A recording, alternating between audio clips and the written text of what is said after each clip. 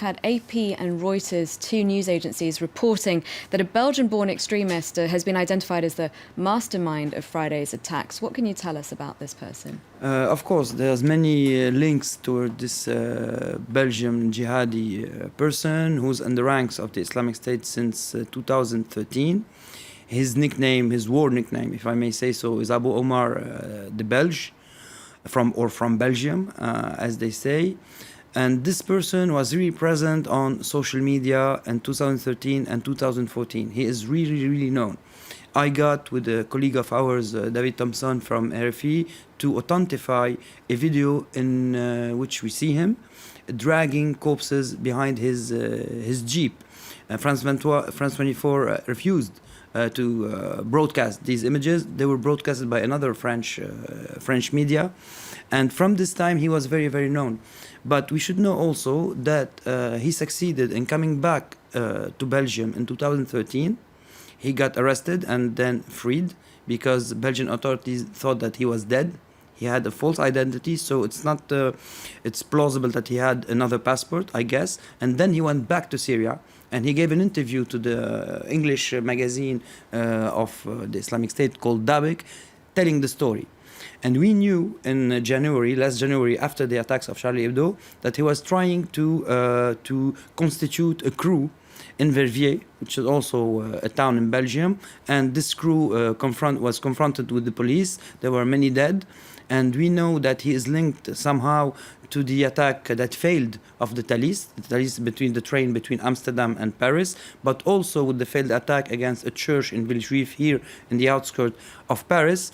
And more of that, there's a French jihadi who got arrested in last August, the 11th of August precisely, and he told the French investigators that he knew Abu Omar and that something was being prepared against nightclubs or cafes in Paris. So we are leaning towards this to confirming his responsibility. We don't know yet if he's really responsible or not, but we should remember one thing, that even if he's responsible, he would be responsible on the tactical level, knowing on the organization in Belgium and maybe here in France. He's not the one giving the order. The order is given by high-ranking persons in the Islamic State. He maybe has this mission because he knows Belgium and he knows France. So this should be also taken into consideration, knowing that what they did Friday was a success in terrorist terms, because it's not every day that we can find 8 kamikazes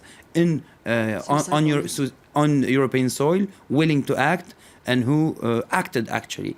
And we should know and realize that it was very well prepared, because I guess that the fact that they didn't enter the stadium in Paris was an option. The other option was to blew themselves there, and this is why they didn't kill much people there. 3 of them blew themselves in the street to make a distraction, because there was a timing. The time that they blew their belts, another 2 crews were acting inside Paris. So one crew was shooting at passengers and people who were at cafes, and the other crew made the hostage situation at the Bataclan. So this is also to be taken into consideration, because they thought their operation in a very well organized way.